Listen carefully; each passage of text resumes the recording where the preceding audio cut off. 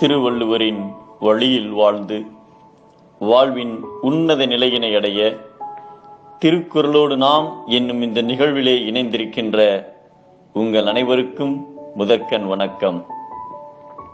குறள் எண் 541, அதிகாரம் செங்கோன்மை.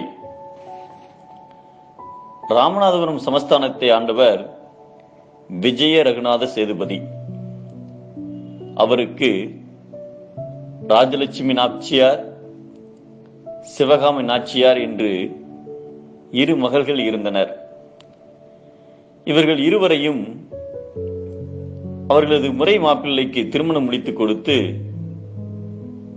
தன் மருமகனை ராமேஸ்வரத்திற்கு கவர்னராகவும் ராமேஸ்வர கோயிலை நிர்வகிக்கவும் நியமித்தார்.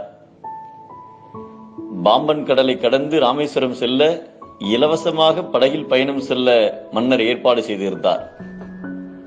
ஆனால் சேதுபதி மன்னரின் மருமகனோ அந்த படகில் பயணம் செய்ய கட்டணம் வசூல் செய்ய ஆரம்பித்தார். இது மன்னருக்கு தெரியவில்லை. ஒரு நாள் காசே இல்லாத முனிவர் ஒருவரிடம் கட்டாயமாக கட்டணம் வசூல் கேட்க ஆத்திரமடைந்த முனிவர் சேதுபதி மன்னரிடம் வந்து முறையிட்டார். கட்டணம் வசூலுக்கு தன் மருமகனே காரணம் என்பதை அறிந்து மன்னர் மிகவும் வேதனைப்பட்டார். தன்னுடைய 2 மகள்களையும் அழைத்து, யாத்ரீகர்களிடம் கட்டாயமாக பணம் வசூல் செய்தவருக்கு என்ன தண்டனை கொடுக்கலாம் என்று கேட்டார். அப்பா, அப்படி வசூல் செய்தவருக்கு கடுமையான தண்டனை வழங்க வேண்டும் என்றனர்.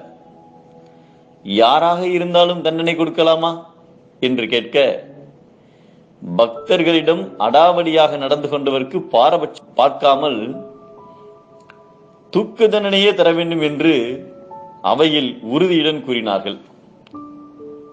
அவர்களின் உறுதியை மெச்சிய மன்னர், தவறு செய்தது வேறு யாரும் இல்லை, உங்களின் கணவர்தான் என்றார். முதலில் அதிர்ச்சி அடைந்தவர்கள் பின்னர் தங்கள் கணவர் பக்தர்களுக்கு இழைத்த அநீதியில் இருந்து பிரயாச்சித்தம் பெறுவதற்காக தங்கள் கணவரை தூக்கில் போட்டவுடன் அவர்கள் இருவரும் உடன்கட்டை ஏறினர். அவ்விடங்கள்தான் இன்றைய அக்கா மடமும் தங்கச்சி மடமும் என்பது வரலாறு.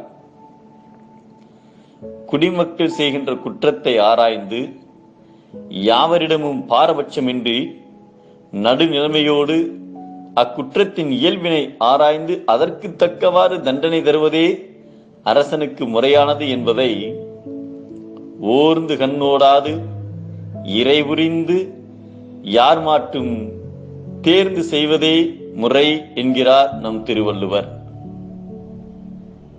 ஆராய்ந்து தெளிந்து தீயோரை தண்டித்து நல்லோரை காத்தலே செங்கோன்மை.